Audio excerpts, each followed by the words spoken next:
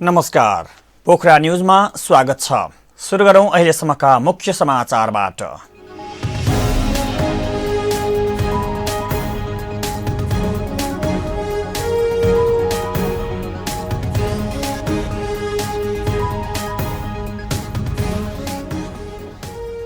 तोकिएको मितिमा निर्वाचन हुन गाह्रो रहेको पूर्व प्रमुख निर्वाचन आयुक्त पोखरेलको दावी। समयमै निर्वाचन हुनका लागि चमत्कार नै हुनुपर्ने भनाई।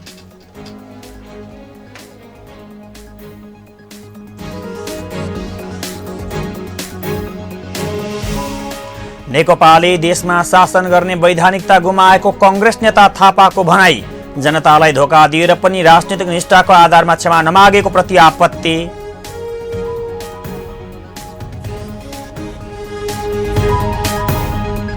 देशभर पछिल्लो 24 घण्टामा 318 जनामा कोरोना संक्रमण पुष्टि। थप 6 जनाको मृत्यु, 383 जना संक्रमण मुक्त।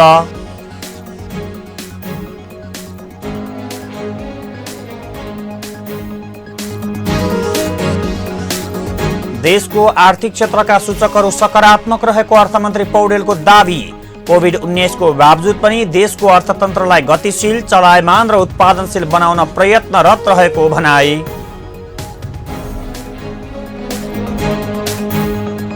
र जारी प्रधानमन्त्री कप 1 दिवसीय पुरुष राष्ट्रिय क्रिकेट प्रतियोगितामा विभागीय टोलीद्वय आर्मी र पुलिसको जित। प्रदेश 1 4 विकेटले पराजित हुँदा सुदूरपश्चिम प्रदेश 9 विकेटले पराजित।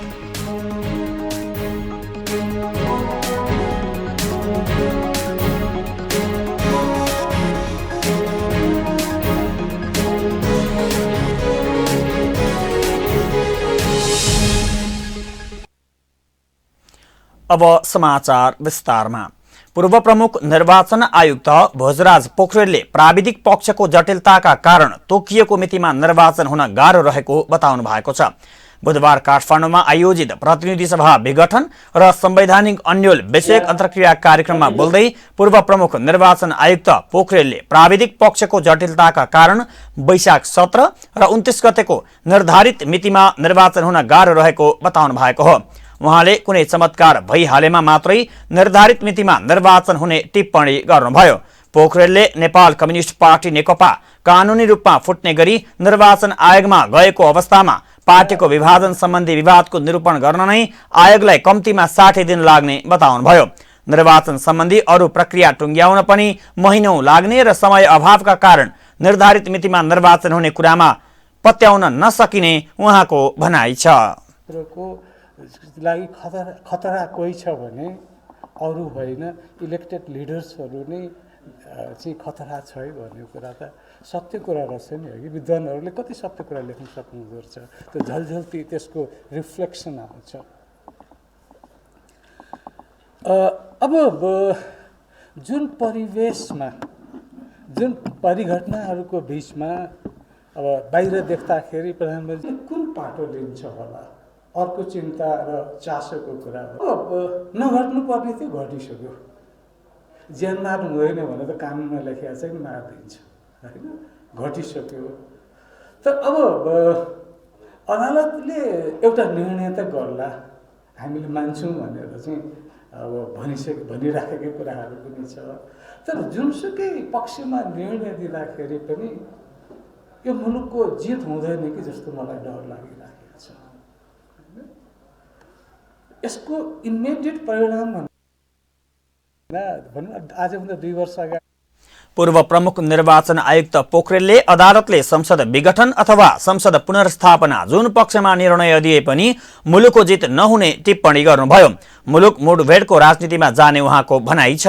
उहाँले निर्वाचन जितेर जाने नेताले सत्ता कब्जा गर्ने नभई सत्ता सञ्चालन गर्नुपर्ने भएकाले कब्जा हुन नदिन भएका त्रुटिहरूलाई सच्याउनु पर्ने बताउनुभयो।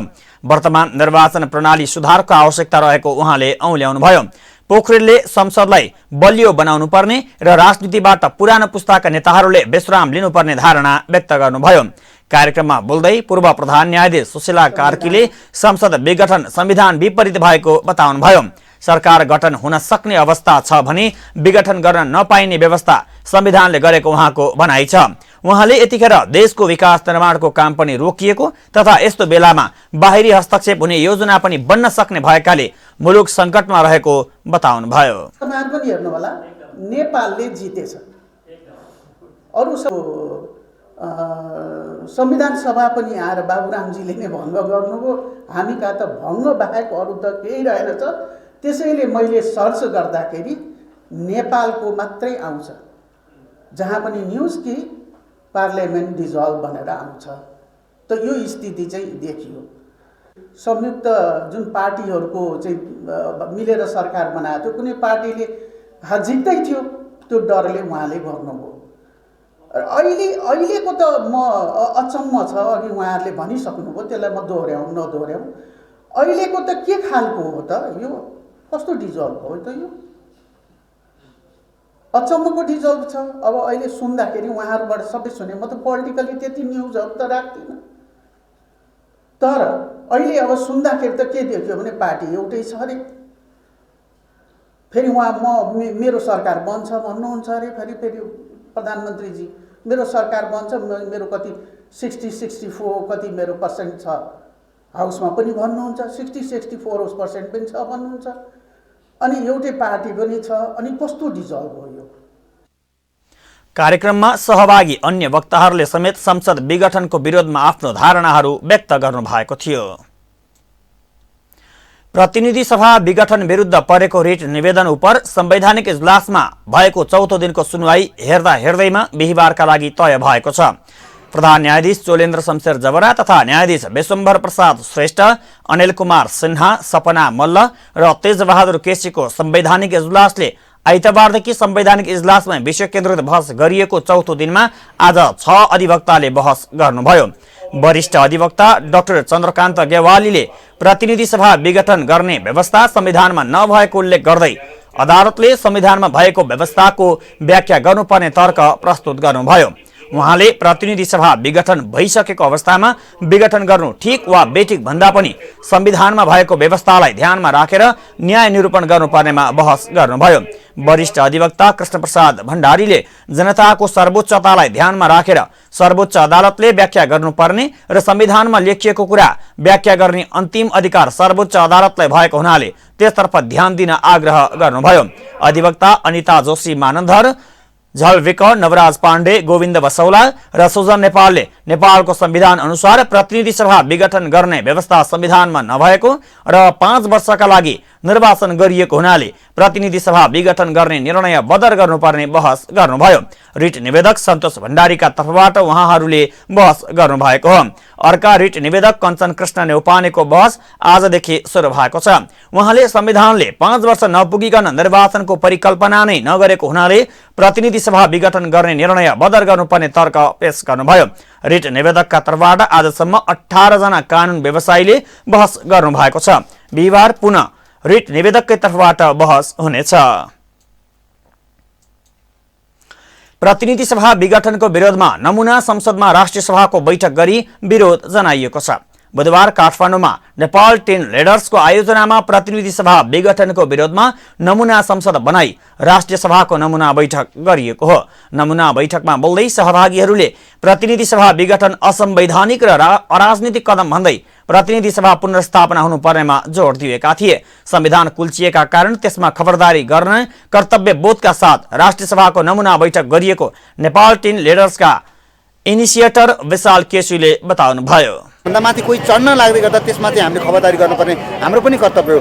यसर्थ हामीले प्रतिनिधि सभा विघटनको विरोधमा नमुना संसद भनेर राष्ट्रिय सभाको बैठक गऱ्यौँ। राष्ट्रिय सभामा सबैले आफ्नो आफ्नो मत राख्नुभयो। आफ्नो आफ्नो मत राख्दै गर्दा अधिकांश सदस्यहरूले चाहिँ यो गैर संवैधानिक छ, यो अराजनैतिक क्रियाकलाप हो, यसर्थ यसलाई खारेज गर्नुपर्छ र अदालतले यसलाई चाहिँ पुनर्स्थापना गर्नुपर्छ प्रतिनिधि सभालाई भनेर चाहिँ हामीले यसले निर्णय गऱ्यौँ र प्रधानमन्त्रीलाई राजीनामा गर्नका लागि पनि निर्देशन गरेर सडकमा गरिएको नमुना राष्ट्रिय सभाको बैठकमा बोल्ने सहभागीहरूले प्रतिनिधि सभा विघटन असंवैधानिक तथा अराजनीतिक क्रियाकलाप भन्दै यसलाई खारेज गर्नुपर्ने विचार राखेका थिए। सर्वोच्च अदालतले प्रतिनिधि सभा विघटनलाई खारेज गर्नुपर्ने र प्रधानमन्त्रीले राजीनामा दिनुपर्ने सहभागीहरूको भनाइ थियो।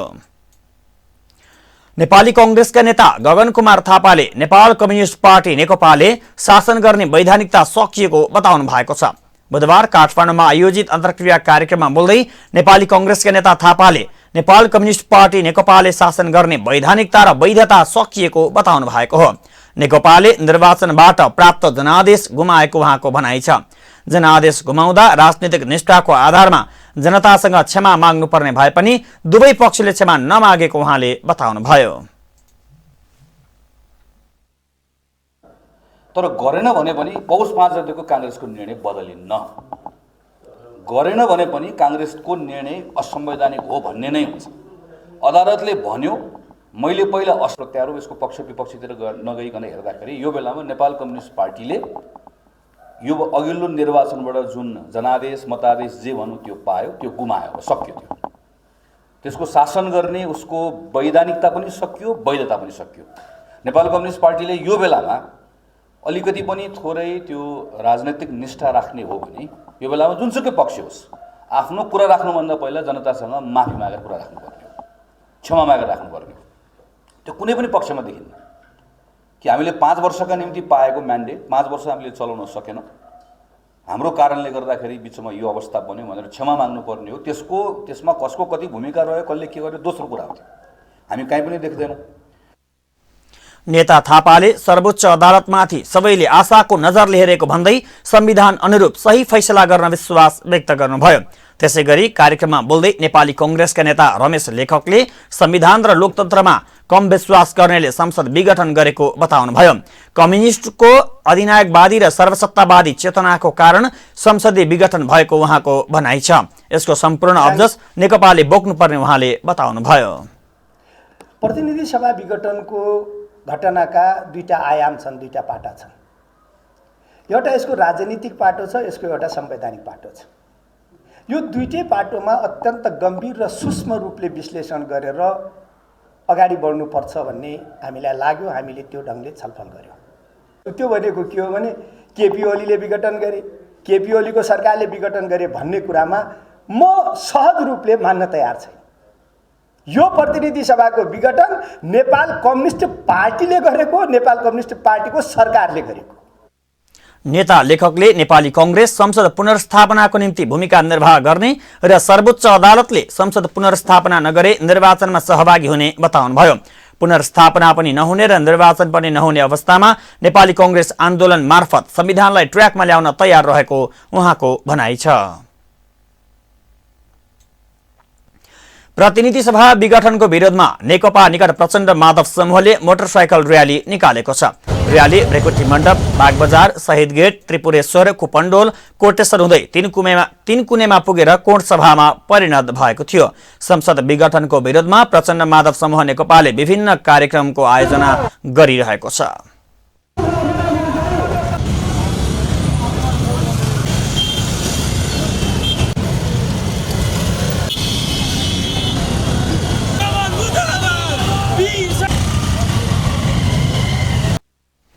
भारत सरकारले नेपाललाई कोरोना विरुद्धको 10 लाख डोज खोप अनुदानमा दिने भएको छ। बुधबार स्वास्थ्य तथा जनसंख्या मन्त्री हृदय त्रिपाठी र नेपालका लागि भारतका राजदूत विनय मोहन क्वात्राले स्वास्थ्य तथा जनसंख्या मन्त्रालयमा संयुक्त पत्रकार सम्मेलन गरी भारतले नेपाललाई कोरोना विरुद्धको 10 लाख डोज खोप अनुदान सहयोग गर्ने जानकारी दिनुभएको हो। मन्त्री त्रिपाठीले पहिलो चरणमा कोरोना विरुद्धको खोप फ्रन्टलाइनमा खट्ने सरसफाई कर्मी, चिकित्सक, एम्बुलेन्स चालक, सब व्यवस्थापनमा संलग्न व्यक्ति, सुरक्षा कर्मी लगायतलाई दिइने बताउनुभयो। खोपको लागि आवश्यक कानुनी, प्रशासनिक, आर्थिक तथा प्राविधिक सबै तयारी पूरा भइसकेको उहाँले जानकारी दिनुभयो। ऐतिहासिकले विश्वलाई नै प्रताडित गरेको छ र यसबाट हामी पनि अछुतो रहन सकेनौँ। सरकारले विभिन्न यस युद्धको विरुद्ध विभिन्न लडाईँ लड्दै आयो। यसै क्रममा हामीले सन्तोषका साथ भन्नुपर्छ कि भारत नेपाल सरकार, यस मन्त्रालय र नेपाली जनताको तर्फबाट भारत सरकार, भारतका प्रधानमन्त्री र उहाँका प्रतिनिधि भारतीय राजदूत महोदयलाई म हार्दिक धन्यवाद र सब व्यवस्थापनमा संलग्न व्यक्तित्वहरू, सुरक्षाकर्मी मित्रहरूलाई जो हाम्रा अहिलेसम्म कोभिड विरुद्धको सङ्घर्षका प्रथम योद्धा हुन्, ती योद्धाहरूलाई पहिलो प्राथमिकतामा राखेर हामी खोप अभियान तिनलाई केन्द्रबिन्दु बनाएर हामी सञ्चालन गर्दैछौँ। आवश्यक खोप बिहिबार नै काठमाडौँ आइपुग्ने मन्त्री त्रिपाठीले जानकारी दिनुभयो। यति खोप मात्रै पर्याप्त नभएको भन्दै उहाँले बाँकी खोप नेपाल भित्र्याउन पनि खरिद प्रक्रिया अगाडि बढाउने उहाँको भनाइ छ। फ्रन्ट लाइनमा खट्नेहरूलाई पहिलो चरणमा खोप दिएपछि क्रमशः अन्य जनसङ्ख्यालाई खोप दिने मन्त्री त्रिपाठीले बताउनुभयो।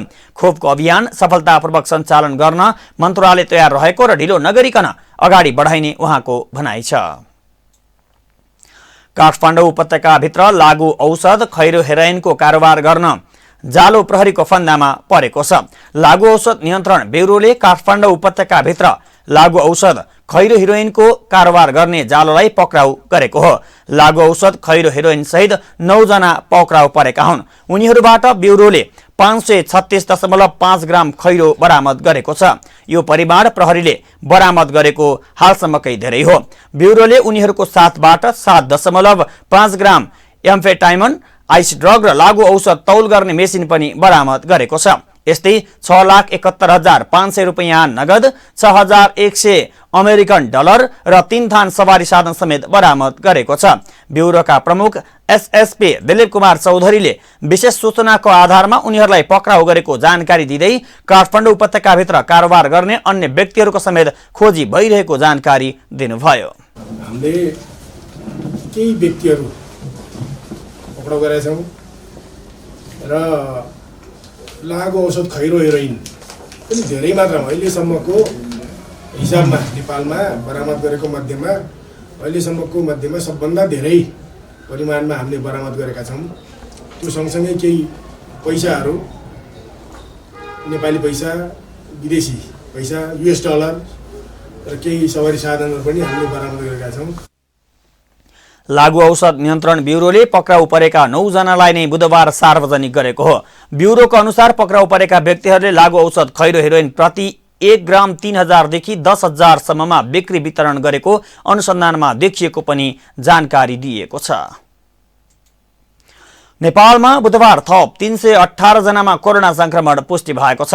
स्वास्थ्य तथा जनसङ्ख्या मन्त्रालयका अनुसार 24 घण्टामा थप 5,012 जनाको PCR गरिएकोमा 206 जना पुरुष र 112 जना महिलामा गरी जम्मा 318 जनामा नतिजा पोजिटिभ देखिएको हो।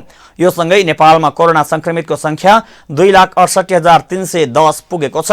पछिल्लो 24 घण्टामा थप 383 जना निको भएसँगै निको हुनेको कुल संख्या 2,62,642 पुगेको मन्त्रालयले जनाएको छ।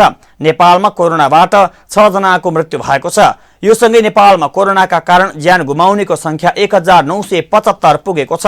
मन्त्रालयका अनुसार नेपालमा हाल क्वारेन्टाइनमा 172 जना रहेका छन् भने 3,693 जना आइसोलेसनमा रहेका छन्।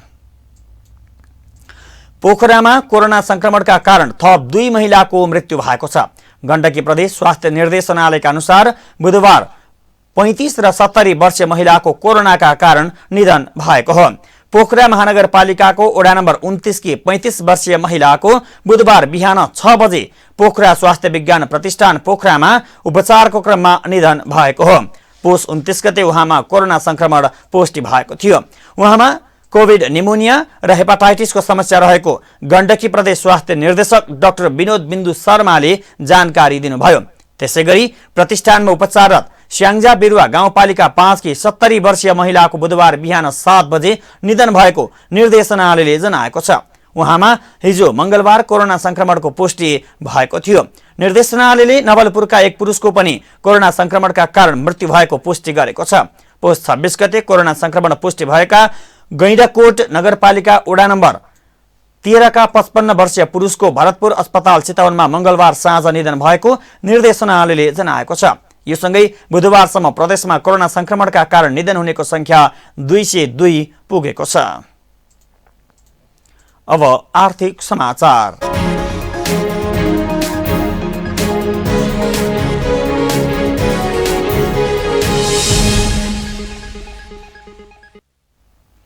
अर्थमन्त्री विष्णुप्रसाद पौडेलले देशको आर्थिक क्षेत्रका सूचकहरू सकारात्मक रहेको बताउनु भएको छ। बुधबार कृषि विकास बैंक लिमिटेडको वार्षिकोत्सवको अवसरमा आयोजित कार्यक्रमलाई सम्बोधन गर्दै अर्थमन्त्री पौडेलले देशको आर्थिक क्षेत्रको सूचकहरू सकारात्मक रहेको बताउनु भएको हो। कोभिड-19 को कारणले राजस्व परिचालनका केही सन्दर्भमा प्रतिकूलता रहे पनि अन्य क्षेत्रमा आर्थिक सूचकहरू सकारात्मक रहेको उहाँको भनाइ छ।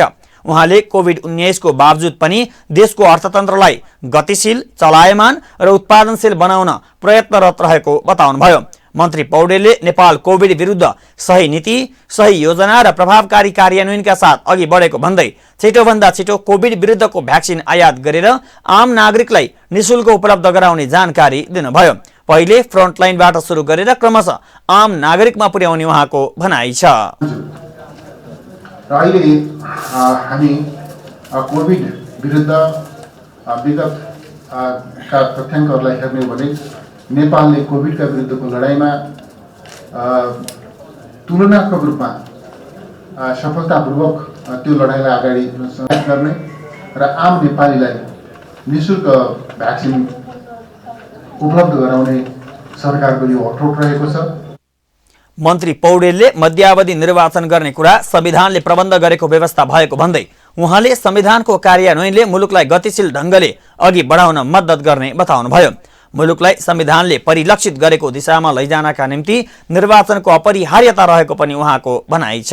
मध्यावधि निर्वाचन कै पक्षमा फैसला हुनेछ भनेर म अपेक्षा गर्न मलाई त्यो मेरो आफ्नो विश्लेषण यहाँका सामनेमा राख्न चाहन्छु। त्यस अर्थमा हामीले आफ्ना परिभाषित जिम्मेवारीहरूका साथसाथमा यो लोकतन्त्रको एउटा सर्वोत्तम अभ्यास निर्वाचनका माध्यमबाट जनप्रतिनिधिहरूको चयन लगायतका जुन लोकतन्त्रको सर्वाधिक महत्त्वपूर्ण पक्ष हो, यसतर्फ आम नागरिकहरूलाई पनि जागरुक तुल्याउन, सहभागी तुल्याउन, आफ्नो मताधिकारलाई सही ढङ्गले सदुपयोग गर्दै मुलुकलाई स्थायित्व स्थिरतातर्फ लिएर जान, विकास समृद्धितर्फ लिएर जानका निम्ति पनि अभिप्रेरित गर्ने हामी सबैको साझा जिम्मेवारी छ। कार्यक्रममा बोल्दै नेपाल राष्ट्र बैंकका गभर्नर महाप्रसाद अधिकारीले नेपाल सरकारले डिजिटल फ्रेमवर्क लागू गरेको र वित्तीय क्षेत्रलाई यसले विशेष रूपले समेट्ने भएकाले बढीभन्दा बढी विद्युतीय कारोबार होस् भन्ने हिसाबले राष्ट्र बैंक अघि बढेको बताउनुभयो। यसबाट सुशासन कायम हुने अपेक्षा गरिएको उहाँको भनाइ छ। कृषिमा आधुनिकीकरण गर्ने धेरै सम्भावना मुलुकमा भएकाले कृषि विकास बैंकले अन्य क्षेत्रमा भन्दा विशेष गरी कृषि क्षेत्रमै लगानी गर्नुपर्ने उहाँले बताउनुभयो। सोसाइटीमा पनि सुशासनको अभिवृद्धि हुनेछ भन्ने यस्तो ठाउँमा कृषिमा गरिने लगानीको कति स्पेस होला, कति रेभेन्युज होला भनेर मैले भनिराख्नु पर्दैन। हामी कृषि विकास बैंक लिमिटेडका अध्यक्ष लक्ष्मी प्रपन्न निरौलाले बैंकले आगामी दिनमा उच्च मूल्य प्राप्त हुने फलफूलमा कर्जा विस्तार गर्ने बताउनुभयो।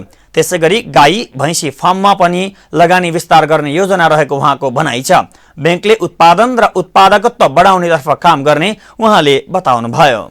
कृषिमा रिस्क फाइनान्सिङको प्रोडक्ट पेपर हामीले तयार गरेर अब यो कार्यान्वयनको चरणमा छ। आगामी दिनमा मलाई लाग्छ यसले सकारात्मक परिणाम निकाल्छ नि जस्तो लाग्छ। कृषि विकास बैंक लिमिटेडले बुधबार 54औं वार्षिकोत्सव मनाएको हो। अब अन्तर्राष्ट्रिय समाचारको पालो।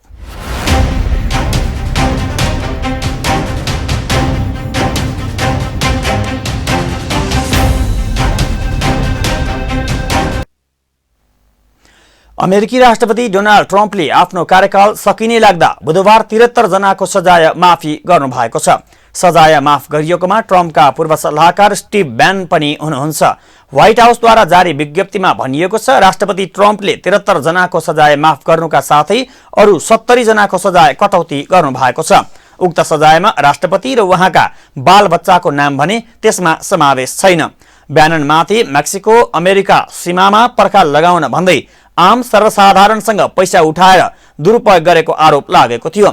मेक्सिको सीमामा पर्खाल लगाउने अभियान राष्ट्रपति ट्रम्पको पनि मुख्य चुनावी अभियान र नीति हो। राष्ट्रपति ट्रम्पले ब्याननको सजाय माफ गर्नुअघि ब्याननलाई फोन गर्नुभएको अमेरिकी सञ्चार माध्यमहरूले जनाएका छन्। यस्तै राष्ट्रपति ट्रम्पका पूर्व सहयोगी इलियट ब्रोइडी र गायक लिलु वाइनेको पनि सजाय माफी भएको छ।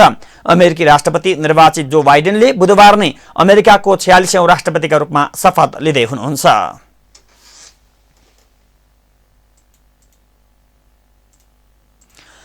कोरोनाको नयाँ स्वरूपको भाइरस विश्वका कम्तीमा पनि 60 देशमा पुगेको समाचारमा जनाइएको छ। प्राप्त समाचार अनुसार यो संक्रमण विश्वका 60 देशमा पुगिसकेको छ।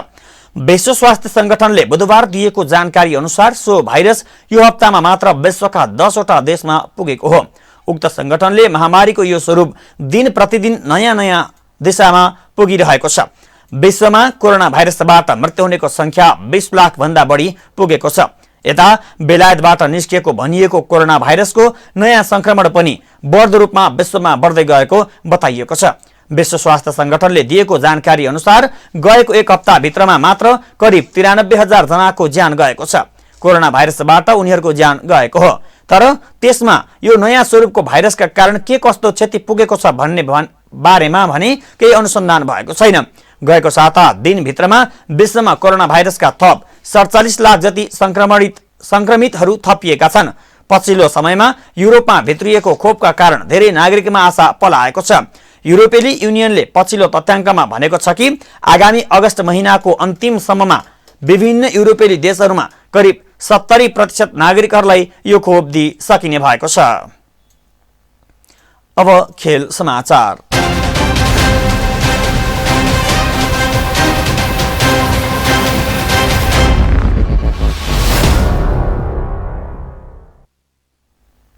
विभागीय टोलीद्वय त्रिभुवन आर्मी क्लब र नेपाल पुलिस क्लबले राजधानीमा जारी प्रधानमन्त्री कप 1 दिवसीय पुरुष क्रिकेट प्रतियोगितामा बुधबार जित निकालेका छन्। मुलुपानी क्रिकेट मैदानमा आर्मीले प्रदेश 1 लाई 4 विकेटले पराजित गर्दा अर्को खेलमा पुलिसले सुदूरपश्चिम प्रदेशमाथि 9 विकेटको जित निकालेको हो। आर्मीले जारी प्रतियोगितामा लगातार तेस्रो जित निकाल्दा सम्पन्न सबै 3 खेलमा प्रदेश 1 ले नतिजा सुम्पिएको छ। पुलिसले जारी प्रतियोगितामा लगातार पहिलो जित निकाल्दा सुदूरपश्चिम प्रदेशले लगातार 2 खेलमा नै पराजय भोगेको छ। टस जितेर पहिले ब्याटिङ गर्दै प्रदेश 1 ले दिएको 132 रनको लक्ष्य आर्मीले 29 ओभर 5 बलमा 6 विकेट गुमाएर पूरा गर्दा आर्मीको जारी प्रतियोगितामा लगातार तेस्रो जित निक्लिएको हो। आर्मीको जितमा रोहित पौडेलले सर्वाधिक 36 रन बनाउँदा भीम सार्कीले 29, राजेश पुलामी 24 रनमा नट आउट रहे। लोकेश बमले 13 रन बनाए। प्रदेश 1 का फिरदोस अंसारी, ज्ञानेन्द्र श्रेष्ठ, दीपेश कौडेल र शुभंकर उराले 1-1 विकेट हात पारे। यसअघि पहिले ब्याटिङ गरेको प्रदेश 1 ले 40.1 ओभरमा सबै विकेट गुमाएर मात्र 131 रन जोड्न सक्यो। प्रदेश 1 का विवेक मेहताले 50 रनको अर्धशतकी इनिङ्स खेले। यस्तै फिरदोस अंसारीले 32 रन जोड्दा दीपक पासवानले 19, दीपेश कौडेलले 11 रनको योगदान गरे। बलिङमा आर्मीका साहब आलमले 4 विकेट हात पार्दा आकाश चन्दको नाममा 3 विकेट रह्यो। जससँगै आर्मी सेमिफाइनल नजिक पुगेको छ। समूह 1 को आर्मीले 3 खेलमा 6 अङ्क जोडेको छ। शीर्ष स्थानमा रहेको आर्मीले अब 1 खेल खेल्न बाँकी रहेको छ। यसअघि आर्मीले गण्डकी प्रदेश र कर्णाली प्रदेशलाई हराएको थियो। समूह ए मा रहेको प्रदेश 1 यस अघि एपीएफ र गण्डकी प्रदेशसँग पराजित भएको थियो। यो सँगै प्रदेश 1 को नकआउट चरण यात्रा समाप्त भएको छ। दिनको अर्को खेलमा पुलिसलाई पहिलो जिताउनका लागि सुनिल धमला र कुशल भुर्तेलले अर्धशतकीय इनिङ्स खेले। धमलाले 53 run जोड्दा Kushal Bhurtel 51 run not out रहे। सुदूरपश्चिमले दिएको 119 रनको सामान्य लक्ष्य पुलिसले 17 ओभरमा मात्र 1 विकेट गुमाएर पूरा गरेको हो। पहिलो विकेटका लागि सुनिल र कुशलले 97 रनको साझेदारी गरेका थिए। अमित श्रेष्ठ 1 रनमा अभिजित रहे। सुदूरपश्चिमका हेमन्त धामीले 1 विकेट लिए।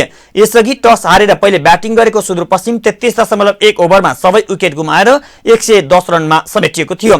सुदूरपश्चिमका लागि खड्ग बोहराले सर्वाधिक 40 रन बनाए। यस्तै सञ्जु धामीले 35 रन जोडे। अरुण ऐरी 13 रनमा आउट हुँदा अर्जुन साउदले 10 रनको व्यक्तिगत स्कोर बनाए। सुदूरपश्चिमको इनिङ्सलाई न्यू स्कोरमा रोक्न पुलिसका दिपेन्द्र सिंह ऐरी र सागर ढकालले 4-4 विकेट हात पारे।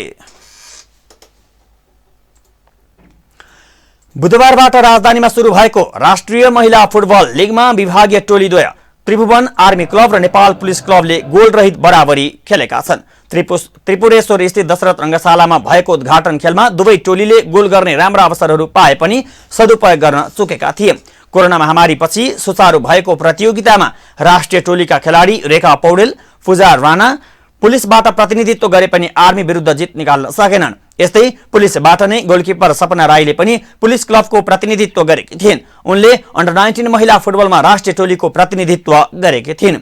विराटनगर महानगरपालिका, चन्द्रपुर नगरपालिका रौतहट, वालिङ नगरपालिका स्याङ्जा, चौदण्डगढी नगरपालिका Udaipur, Nepal APF club, Tribhuvan army club र नेपाल पुलिस क्लबको सहभागिता रहेको प्रतियोगिता डबल राउन्ड रोबिनको आधारमा सञ्चालन हुँदैछ। प्रतियोगिताको उद्घाटन र फाइनल खेल त्रिपुरेश्वर स्थित दशरथ रंगशालामा हुनेछ भने बाँकी खेल 7 दोपाटो स्थित एन्फा कम्प्लेक्समा हुने अखिल नेपाल फुटबल संघ एन्फाले जनाएको छ। प्रतियोगितामा पहिलो हुने टोलीले 15 लाख रुपैयाँ, दोस्रोले 8 लाख र तेस्रो हुने टोलीले 5 लाख रुपैयाँ पुरस्कार प्राप्त गर्नेछन्। त्यस्तै उत्कृष्ट स्ट्राइकर, मिडफिल्ड, डिफेन्स, गोलकिपर र प्रशिक्षकलाई 50,000 रुपैयाँ प्रदान गरिनेछ। यस्तै best player of the league ले स्कुटर प्राप्त गर्नेछन्। अघिल्लो वर्ष चैत्र 3 गतेबाट सुरु हुने भनिएको प्रतियोगिता कोभिड महामारीका कारण रोकिएको थियो। प्रतियोगितामा बिहिबार पहिलो खेल एन्फा कम्प्लेक्समा एपीएफ र चन्द्रपुर नगरपालिका र रौतहट तथा दिनको दोस्रो खेल विराटनगर महानगरपालिका र वालिङ नगरपालिका स्याङ्जाबीच प्रतिस्पर्धा हुनेछ। अब मौसम समाचारको पालो।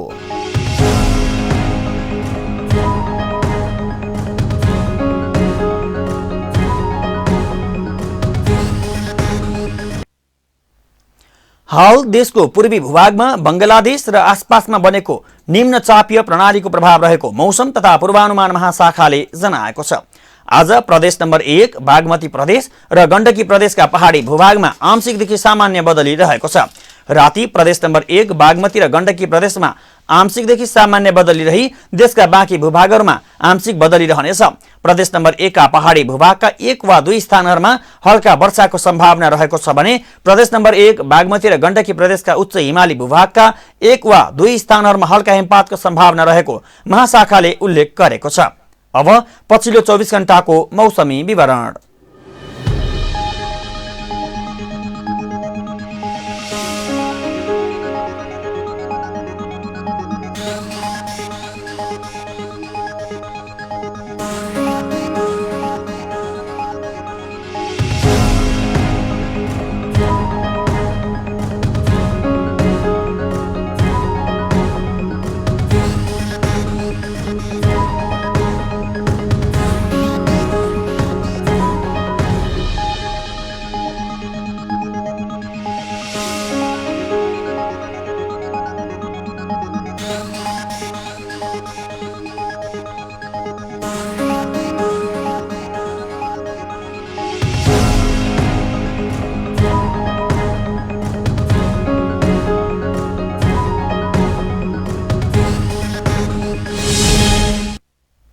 समाचारको अन्त्यमा प्रमुख समाचारका शीर्षकहरू पुनः एकपटक।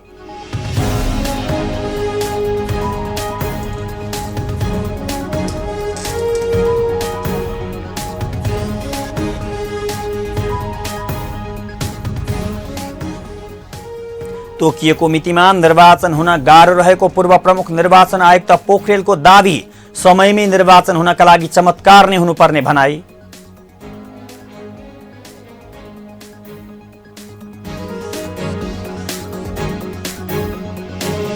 नेकपाले देशमा शासन गर्ने वैधानिकता गुमाएको कांग्रेस नेता थापाको भनाई। जनतालाई धोका दिएर पनि राजनीतिक निष्ठाको आधारमा क्षमा नमागेको प्रति आपत्ति।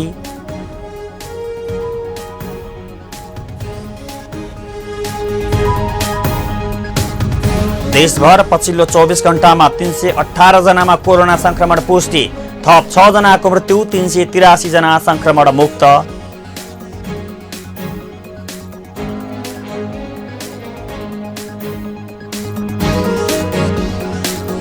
देशको आर्थिक क्षेत्रका सूचकहरू सकारात्मक रहेको अर्थमन्त्री पौडेलको दावी।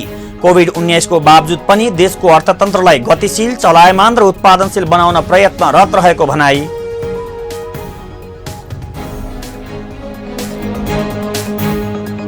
र जारी प्रधानमन्त्री कप 1 दिवसीय पुरुष राष्ट्रिय क्रिकेट प्रतियोगितामा विभागीय टोलीद्वय आर्मी र पुलिसको जित। प्रदेश 1 4 विकेटले पराजित हुँदा सुदूरपश्चिम प्रदेश 9 विकेटले पराजित।